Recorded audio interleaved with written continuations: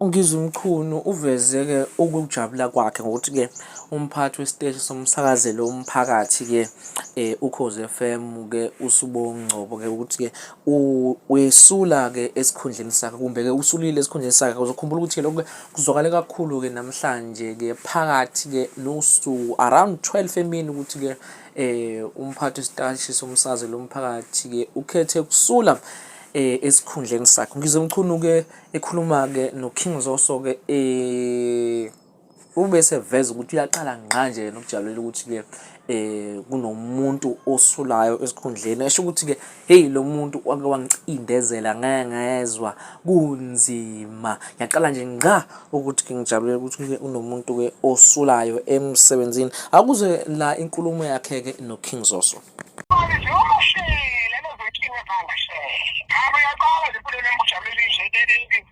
Ukufakwe njalo ngendlela ngoba mina kube ngayiwithi mina ngayibulala mina ngingumba balenza fisa ngempela abo mambuma abadayise ngalo ayikhona hayi